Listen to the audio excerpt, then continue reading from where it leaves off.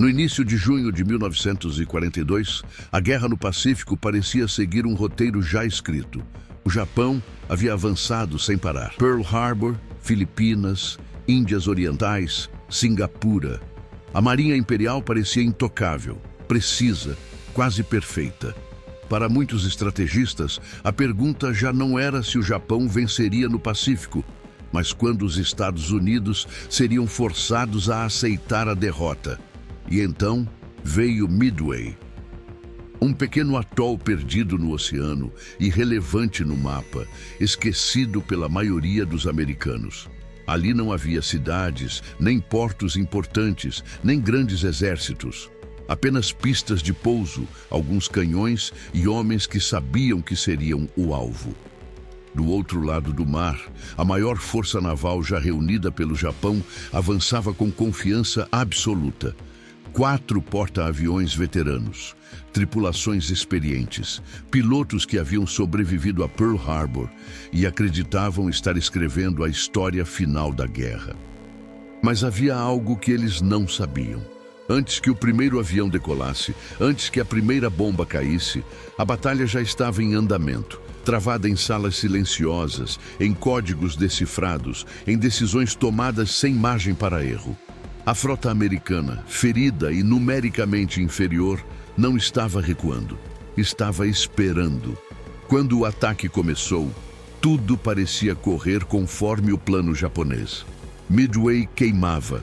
Os aviões voltavam para os porta-aviões. Ordens eram gritadas, convés lotado, combustível espalhado, bombas armadas. Foi nesse intervalo de minutos, curto, caótico, irrepetível, que a guerra mudou de dono. A América não venceu Midway por força bruta. Venceu porque arriscou tudo em um único instante. Porque apostou no tempo certo. Porque atacou quando parecia cedo demais e tarde demais ao mesmo tempo. E quando a fumaça se dissipou, o Pacífico já não pertencia mais ao Japão.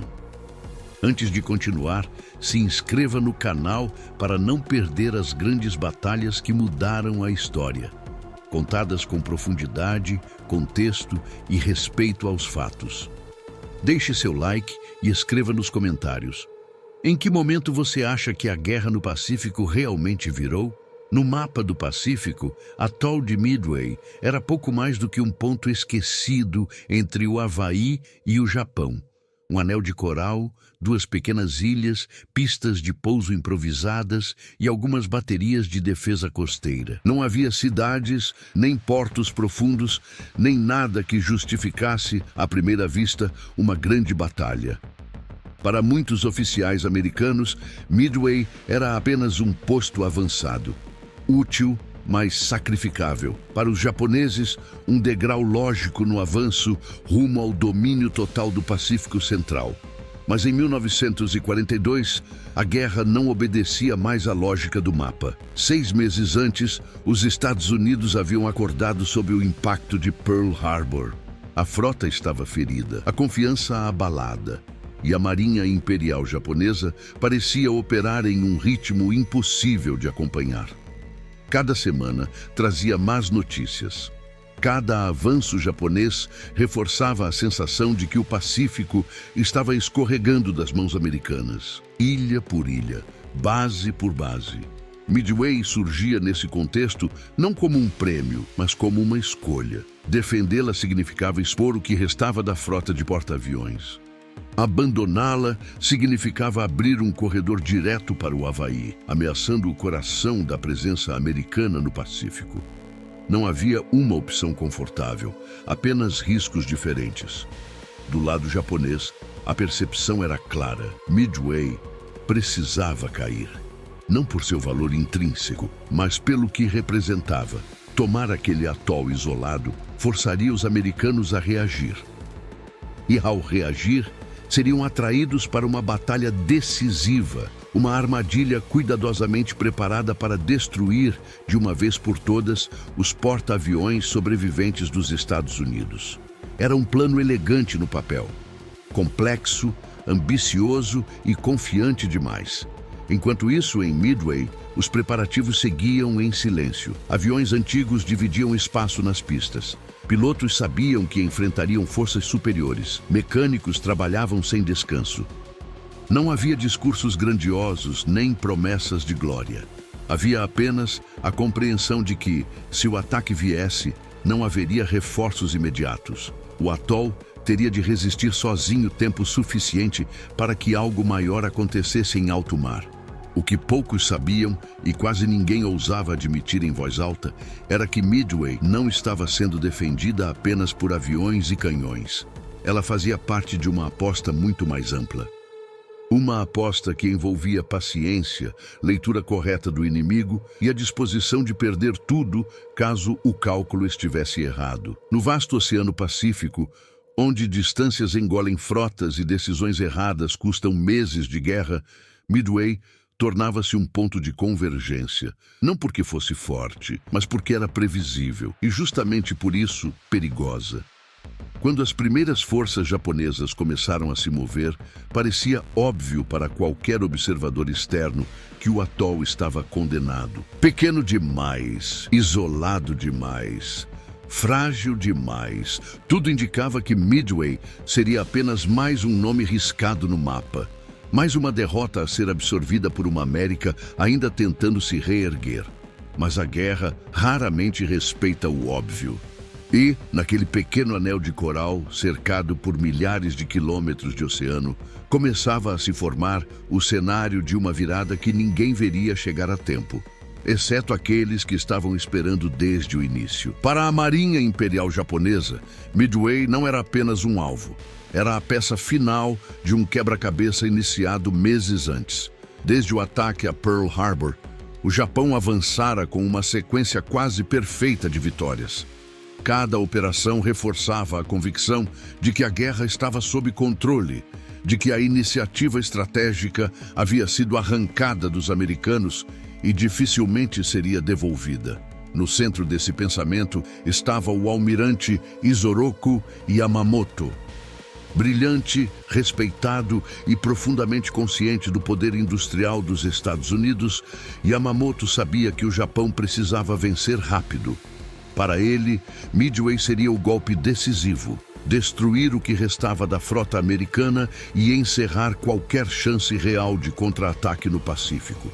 O plano era ambicioso e perigosamente complexo.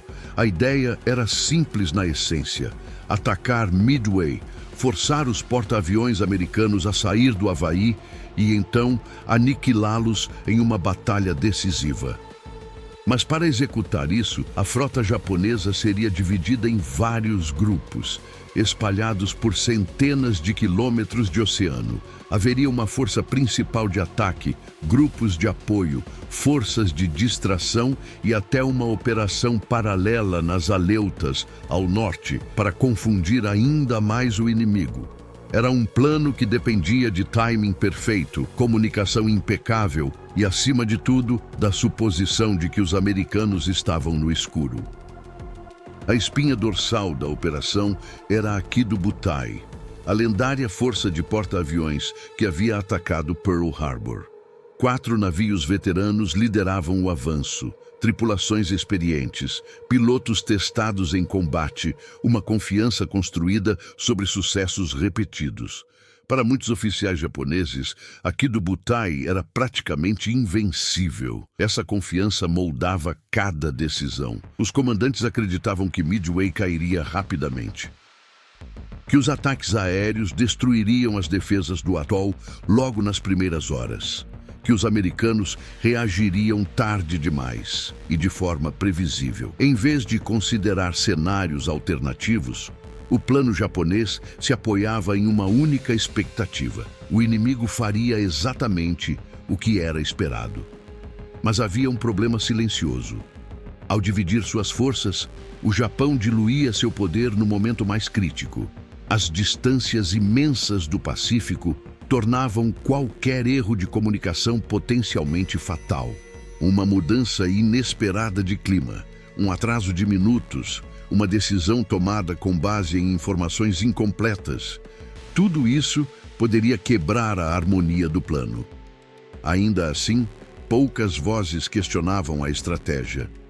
As vitórias recentes haviam criado uma sensação de inevitabilidade. A guerra parecia seguir uma linha reta, sempre para frente. Para muitos, era inconcebível que os americanos, ainda se recuperando do choque inicial, ousassem enfrentar a frota japonesa em campo aberto. Enquanto os porta-aviões avançavam rumo a Midway, o clima a bordo era de confiança controlada. Não havia euforia desmedida, mas sim a convicção fria de quem acredita estar executando o movimento final de uma campanha bem-sucedida. Ordens eram claras, rotinas seguidas à risca. A sensação era de domínio absoluto da situação. O que ninguém naquele momento percebia era que o plano japonês não estava sendo observado à distância. Estava sendo acompanhado passo a passo. Cada movimento, cada decisão, cada silêncio no rádio contribuía para uma ilusão perigosa, a de que o controle ainda estava firmemente nas mãos do Japão. Em Midway, essa confiança excessiva começaria a cobrar seu preço. E quando o primeiro erro surgisse, não haveria tempo para corrigi-lo. Enquanto os porta-aviões japoneses cortavam o Pacífico, confiantes de que marchavam rumo a uma armadilha perfeita, outra batalha se desenrolava longe do alcance das bombas e dos canhões. Ela acontecia em salas abafadas, cheias de mapas rabiscados, papéis empilhados e homens que sabiam que errar significava perder a guerra. Não havia tiros, apenas silêncio, e era ali que Midway começava, de verdade, a ser decidida. Desde os primeiros meses de 1942, a inteligência naval americana vinha travando uma luta desigual contra o código japonês conhecido como JN-25. Fragmentado, incompleto, cheio de lacunas. Nenhuma mensagem era clara por si só. Tudo precisava ser reconstruído por padrões, repetições, suposições perigosas.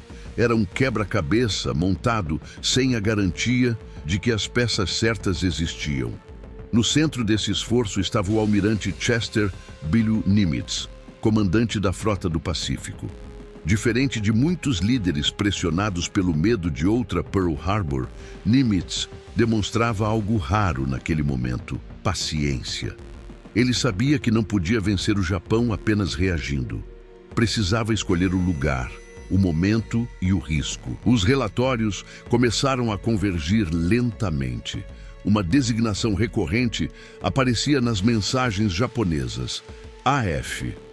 Um alvo que seria atacado em breve, com grande força. Para alguns analistas, AF poderia ser qualquer coisa. Para outros, começava a se desenhar uma possibilidade inquietante: Midway. Confirmar isso exigia ousadia. Um pequeno truque foi executado a partir do próprio atoll. Uma mensagem não criptografada foi enviada relatando falta de água potável. Pouco depois, o rádio japonês interceptado mencionava que AF sofria com escassez de água. Não era uma prova absoluta, mas em guerra raramente se tem esse luxo. Nimitz decidiu apostar. Se Midway era o alvo, então a frota americana não deveria reagir depois do ataque. Deveria estar esperando antes. Isso significava concentrar praticamente todos os porta-aviões disponíveis, mesmo sabendo que, se a leitura estivesse errada, não haveria reserva. A frota do Pacífico ficaria exposta. O Havaí ficaria vulnerável. A guerra poderia terminar ali. Os navios foram posicionados ao norte e a nordeste de Midway, fora das rotas esperadas pelo inimigo. O rádio permaneceu em silêncio absoluto, nenhuma mensagem desnecessária, nenhum movimento que denunciasse a presença americana. No vasto Oceano Pacífico, onde a ausência de sinais era tão importante quanto a força, a frota dos Estados Unidos se escondia à vista de ninguém. Cada dia de espera aumentava a tensão. Se os japoneses mudassem o plano, tudo estaria perdido. Se a frota americana fosse descoberta cedo demais, seria esmagada. Não havia como corrigir a decisão depois de tomada. A batalha invisível não permitia recuos. Do lado japonês, nada parecia fora do lugar. Nenhuma reação americana, nenhum sinal de concentração de forças. Tudo confirmava a crença de que o inimigo estava confuso, lento, incapaz de antecipar uma operação daquela escala. A confiança aumentava a cada hora de silêncio, mas o silêncio não significava ignorância, significava contenção. Quando as forças japonesas se aproximaram de Midway, acreditavam estar no controle absoluto da situação. Não sabiam que estavam sendo observadas. Não sabiam que seus movimentos já haviam sido calculados. E, acima de tudo, não sabiam que a frota do Pacífico não estava correndo atrás da batalha. Ela estava esperando. E quando o primeiro ataque fosse lançado contra o atol, não seria o início da batalha. Seria apenas o momento em que a batalha invisível se tornaria impossível de esconder. A madrugada de 4 de junho de 1942 chegou sem anúncios grandiosos. No atol de Midway, os homens acordaram com a certeza de que aquele seria o dia. O radar captou contatos ainda antes do amanhecer. Não havia mais dúvidas, nem espaço para interpretações otimistas. A frota japonesa estava próxima. O ataque viria em poucas horas. Quando os primeiros aviões inimigos apareceram no horizonte, a sensação foi de confirmação e não de surpresa. As defesas de Midway abriram fogo. Caças decolaram às pressas.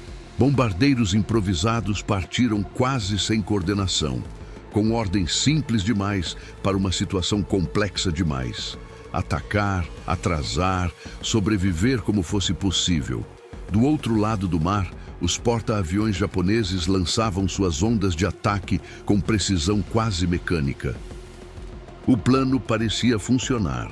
As pistas de pouso foram atingidas, instalações ardiam, relatórios iniciais indicavam que Midway não havia sido neutralizada completamente, mas estava seriamente danificada. Para os comandantes japoneses, era apenas uma questão de repetir o golpe. Enquanto isso, os americanos começavam a pagar o preço mais alto. Os primeiros ataques lançados a partir de Midway e dos porta-aviões americanos foram descoordenados, fragmentados, desesperados. Esquadrões de torpedeiros voaram baixo demais, lentos demais, sem escolta adequada. Muitos pilotos sabiam, antes mesmo de cruzar o horizonte, que as chances de retorno eram mínimas, e ainda assim avançaram. Os caças japoneses desceram sobre eles com eficiência brutal. Um avião após o outro foi abatido. O mar se encheu de destroços e combustível em chamas. Os torpedos lançados erraram ou falharam. Nenhum porta-aviões japonês foi atingido naquele primeiro momento. Para qualquer observador, parecia que a aposta americana estava ruindo diante dos olhos. Nos convéses dos porta-aviões dos Estados Unidos, o clima era pesado. Relatórios chegavam fragmentados, quase todos negativos. Esquadrões inteiros não respondiam mais. As perdas humanas cresciam sem resultados visíveis. A pergunta que ninguém ousava formular começava a se infiltrar. E se o cálculo estivesse errado? Do lado japonês, a confiança aumentava. As defesas americanas pareciam ineficazes. Os ataques iniciais haviam causado danos. O inimigo se mostrava disposto a sacrificar homens em investidas quase suicidas. Para os oficiais japoneses, isso confirmava a leitura inicial. Os Estados Unidos estavam agindo por desespero, não por estratégia.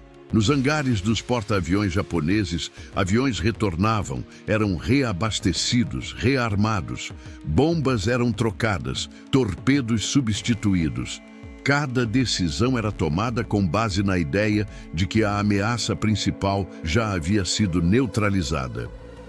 O tempo parecia trabalhar a favor do Japão, mas havia algo enganoso naquele cenário.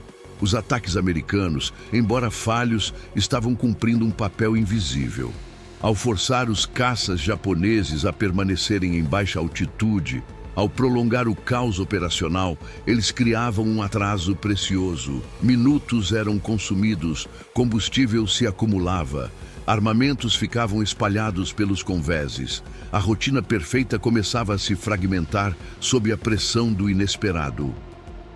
Ainda assim, naquele momento, ninguém do lado americano podia enxergar isso com clareza.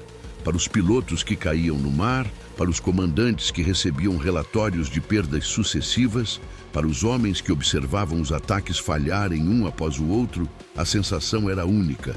Tudo estava dando errado. A grande emboscada parecia uma ilusão otimista demais. A frota japonesa seguia intacta. Midway ardia. Era o tipo de manhã em que guerras são perdidas.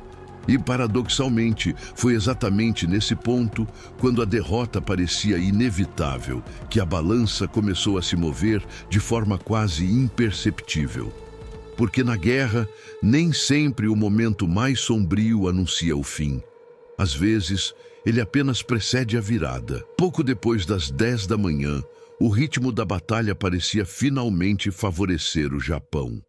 Os ataques americanos haviam falhado um após o outro. Os torpedeiros tinham sido quase aniquilados. Para os comandantes japoneses, a ameaça imediata parecia neutralizada. O próximo passo era simples: preparar uma nova onda de ataque para concluir o trabalho em Midway, ou, se surgissem alvos em alto mar, redirecionar a força principal contra eles. Nos convéses dos porta-aviões, o cenário era de atividade intensa. Aviões recém-retornados ocupavam espaço, mangueiras espalhavam combustível, bombas eram trazidas dos paióis, torpedos aguardavam ordens finais.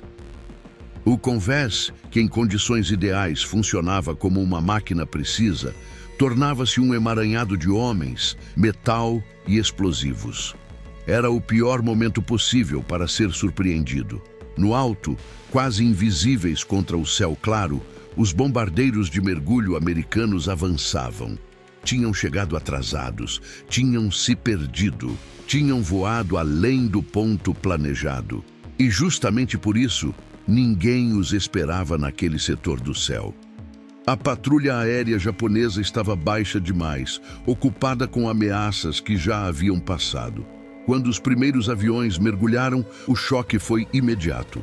Sirenas soaram tarde demais. Ordens foram gritadas tarde demais. As bombas desceram em ângulos quase verticais, atravessando o convés com violência absoluta. Em segundos, explosões rasgaram navios inteiros. Combustível vaporizado transformou-se em fogo. Aviões estacionados tornaram-se estilhaços. Homens correram, caíram, desapareceram em meio à fumaça. Em menos de 10 minutos, 3 porta-aviões japoneses estavam mortalmente atingidos. A cena era apocalíptica. Incêndios fora de controle, sistemas de combate inutilizados. Tentativas desesperadas de conter o fogo falhavam diante da quantidade de combustível e munição espalhados. O coração da força de ataque japonesa, construído ao longo de anos de treinamento e vitórias, estava sendo destruído diante dos próprios olhos. Do lado americano, ninguém comemorava naquele instante. As comunicações eram confusas, relatórios chegavam incompletos, sabia-se apenas que algo extraordinário havia acontecido. A frota japonesa, até então intocável, fora pega no momento exato de sua maior vulnerabilidade. O quarto porta-aviões ainda tentou reagir. Lançou contra-ataques, conseguiu causar danos, prolongou a luta por algumas horas. Mas o impacto psicológico já estava feito. A iniciativa havia mudado de mãos. O ritmo da batalha não obedecia mais à lógica japonesa. Para os oficiais da Marinha Imperial, aquele foi o instante em que a guerra deixou de ser previsível. O plano meticuloso havia desmoronado não por falta de coragem ou capacidade, mas por uma sucessão de pequenos fatores. Atrasos, decisões tomadas sob pressão, suposições que pareciam seguras demais para serem questionadas. No vasto Oceano Pacífico, 10 minutos haviam sido suficientes para reescrever o equilíbrio de poder. Os americanos haviam apostado tudo em uma janela estreita, quase improvável. Se os bombardeiros tivessem chegado minutos antes, encontrariam os convéses vazios. Minutos depois, enfrentariam defesas reorganizadas, mas chegaram exatamente quando o inimigo acreditava estar no controle absoluto. Midway não foi vencida por um golpe contínuo, nem por superioridade numérica. Foi vencida por um instante, curto demais para ser repetido, decisivo demais para ser esquecido. Quando a fumaça começou a se dissipar, não restava dúvida. A Marinha Imperial Japonesa havia sofrido um golpe do qual nunca se recuperaria completamente. A guerra no Pacífico ainda estava longe do fim, mas naquele momento, em silêncio, seu destino havia sido selado e a América finalmente havia contra-atacado. O silêncio que se seguiu às explosões não trouxe alívio, trouxe confusão. Para a Marinha Imperial Japonesa, os minutos posteriores ao ataque foram marcados por uma tentativa desesperada de compreender o que havia acontecido. E mais importante, o que ainda podia ser salvo. 3 porta-aviões estavam em chamas, fora de controle, condenados. O quarto, ainda operacional, tornava-se subitamente o último pilar de uma força que poucas horas antes parecia invencível. A prioridade passou a ser sobreviver. Equipes de controle de danos lutavam contra incêndios que pareciam vivos, alimentados por combustível e munição espalhados.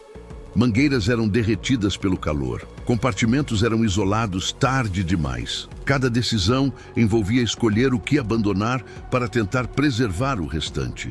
Em alguns navios, a ordem de evacuação começou a circular com relutância, não como rendição, mas como reconhecimento de uma realidade brutal. Do lado americano, a percepção da vitória foi gradual e cautelosa. Ninguém sabia ao certo quantos navios inimigos haviam sido atingidos, nem em que estado se encontravam. Havia o medo real de um contra-ataque devastador. O quarto porta-aviões japonês ainda estava solto no oceano, e seus aviões não haviam desaparecido com os outros. E ele reagiu. Horas depois, ataques japoneses conseguiram atingir um porta-aviões americano, causando danos sérios e lembrando a todos que a batalha ainda não estava encerrada. O combate prosseguiu ao longo do dia, agora mais fragmentado, mais tenso, menos previsível. Mas algo essencial havia mudado. A iniciativa já não estava claramente nas mãos do Japão. No comando japonês, a consciência do desastre começou a se formar. Não como pânico imediato, mas como um entendimento pesado, quase físico, de que algo irreversível havia ocorrido. A perda de 3 porta-aviões não significava apenas navios afundados. Significava pilotos experientes mortos, equipes treinadas ao longo de anos, destruídas em horas, uma capacidade ofensiva que não poderia ser reconstruída rapidamente. A Marinha Imperial ainda tinha navios, ainda tinha coragem, mas havia perdido o núcleo de sua força aérea embarcada, o verdadeiro instrumento de poder no Pacífico. Para os americanos, o choque assumia outra forma. O preço pago havia sido altíssimo. Esquadrões inteiros não voltaram. Pilotos haviam se lançado em ataques quase suicidas, sem saber que estavam abrindo caminho para a virada decisiva. A vitória não tinha o gosto limpo do triunfo, tinha o peso do sacrifício. À medida que o dia avançava e os relatórios se tornavam mais claros, o quadro se consolidava. O Japão havia perdido a capacidade de ditar o ritmo da guerra. Pela primeira vez desde Pearl Harbor, os Estados Unidos não estavam apenas reagindo, estavam escolhendo quando e como lutar. No vasto Oceano Pacífico, isso significava tudo. A fumaça sobre os navios japoneses não escondia apenas destroços. Ela marcava o fim de uma era de confiança absoluta. A ideia de que o Japão poderia conduzir a guerra segundo seus próprios termos havia sido quebrada. A partir daquele momento, cada operação exigiria cautela. Cada avanço seria contestado. Cada perda pesaria mais. Midway não terminou naquele dia. O combate continuaria. Os navios seriam afundados, os sobreviventes resgatados. Mas a verdadeira batalha já estava decidida. Não no impacto das bombas, mas na mudança silenciosa de consciência que se espalhava por ambos os lados. A América havia provado que podia vencer, e o Japão havia percebido, talvez tarde demais, que a guerra não seria curta, nem controlável. Quando os últimos combates cessaram e o mar voltou a parecer vazio, a Batalha de Midway entrou em sua fase mais silenciosa e talvez a mais decisiva. Não houve desfile, nem anúncios imediatos de vitória absoluta. Houve cálculos, relatórios, avaliações cautelosas. A guerra continuava, mas algo fundamental havia mudado de lugar. Para os Estados Unidos, Midway não significou o fim das ameaças no Pacífico. A frota ainda era menor do que a japonesa em vários aspectos. As perdas humanas haviam sido profundas. Porta-aviões danificados precisariam de meses de reparo. Mas, pela primeira vez desde Pearl Harbor, a Marinha Americana tinha algo que não aparecia em tabelas: confiança operacional. A vitória mostrara que o Japão podia ser surpreendido, que seus planos não eram infalíveis, que sua força aérea embarcada, embora letal, dependia de pilotos experientes que não podiam ser substituídos rapidamente. Midway havia exposto uma fragilidade estrutural que o tempo só ampliaria. Do lado japonês, a avaliação foi mais amarga. A perda de 4 porta-aviões não foi apenas uma questão de tonelagem afundada. Foi a perda de uma geração inteira de pilotos veteranos, homens treinados ao longo de anos, com experiência real de combate, difíceis de substituir em uma guerra que exigia excelência técnica e coordenação absoluta. O Japão ainda tinha navios, mas já não tinha o mesmo núcleo humano que havia garantido suas vitórias iniciais. A partir daquele momento, a estratégia japonesa tornou-se defensiva por necessidade, não por escolha. Cada operação passou a exigir prudência. Cada avanço precisava ser calculado com mais cuidado. A iniciativa estratégica, aquela capacidade de escolher onde, quando e como lutar, havia mudado de mãos. No vasto Oceano Pacífico, isso se traduziria em uma sequência de campanhas longas, sangrentas e graduais. Guadalcanal, as Ilhas Salomão, a lenta marcha americana rumo ao Japão. Nada disso teria sido possível sem Midway, não porque ela encerrou a guerra, mas porque abriu o caminho. Midway provou algo essencial sobre a guerra moderna. Vitórias decisivas nem sempre são óbvias no momento em que acontecem. Às vezes, elas se revelam apenas quando o inimigo perde a capacidade de ditar o próximo passo. Foi exatamente isso que ocorreu em junho de 1942. A América não venceu Midway com superioridade esmagadora. Venceu com inteligência, paciência e a disposição de apostar tudo em uma leitura correta do inimigo.